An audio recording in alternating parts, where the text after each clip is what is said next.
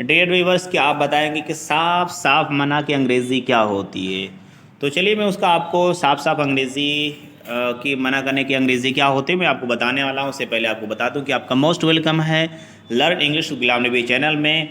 और साफ साफ मना करना को अंग्रेज़ी में कहते हैं रिफ्यूज़ फ्लैटली। क्या बोलेंगे? रिफ्यूज़ फ्लैटली, साफ साफ मना कर देना।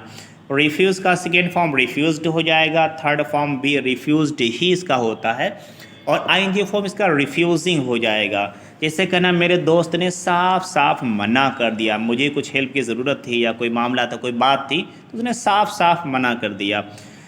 तो ही रिफ्यूज्ड फ्लैटली। अगर कहना है मेरे दोस्त ने साफ साफ मना कर दिया, तो आप माई फ्रेंड कह देंगे माई फ्रेंड रिफ्यूज्ड फ्लैटली।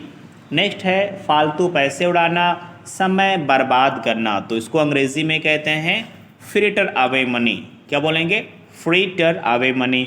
तो जैसा पैसा आप वेस्ट करते हैं इसी तरह आपको फ्रिटर अवे मनी कहते हैं।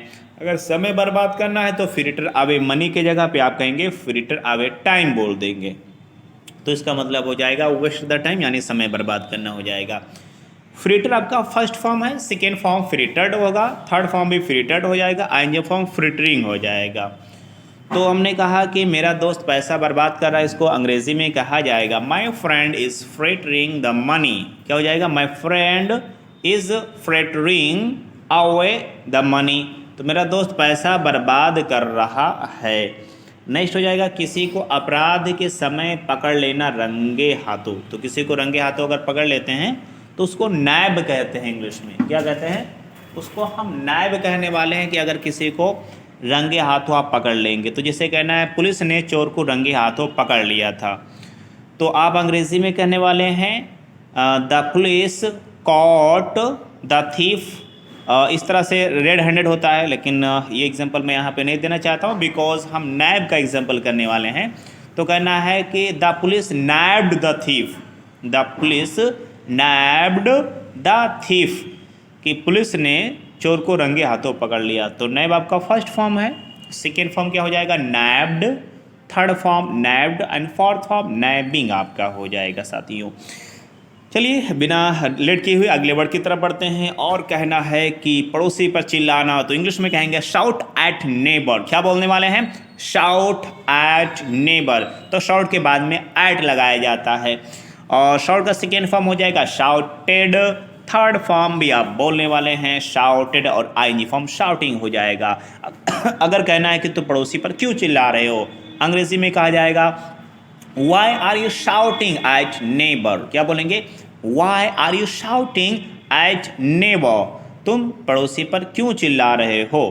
नेक्स्ट वर्ड आपका हो जाएगा इंग्लिश सीखने के लिए सख्त मेहनत करना, यानी कठिन परिश्रम करना। तो स्लॉग का माना होता है कठिन परिश्रम करना, यानी स्ट्रगल करना होता है, बहुत मेहनत करना होता है। तो अंग्रेजी में उसको स्लॉग कहते हैं, slog for learning English. Slog का सेकेंड फॉर्म स्लॉग्ड और थर्ड फॉर्म भी स्लॉग्ड ही होगा, आईएनजी फॉर्म स्लॉगिंग हो जाएगा।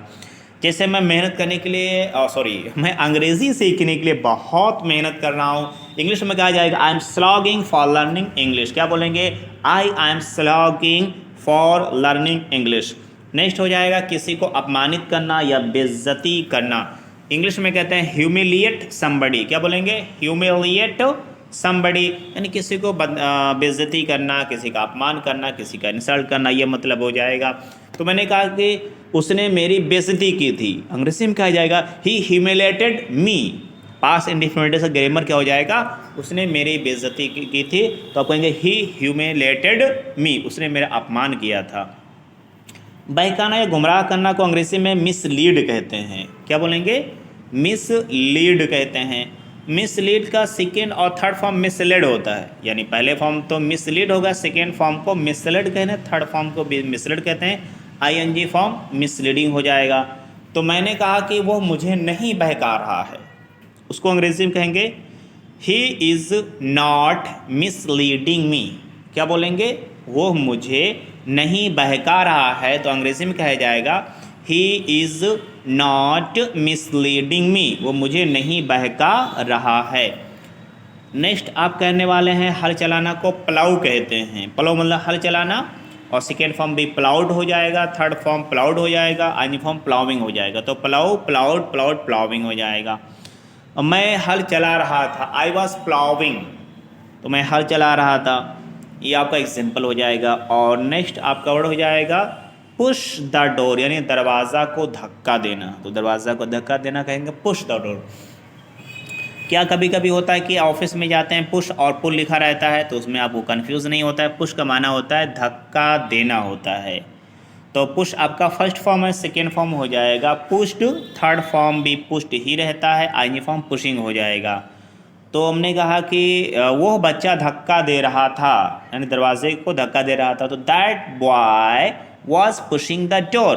तो क्या बोलेंगे, that boy was pushing the door, कि वो लड़का दरवाजे को धक्का दे रहा था।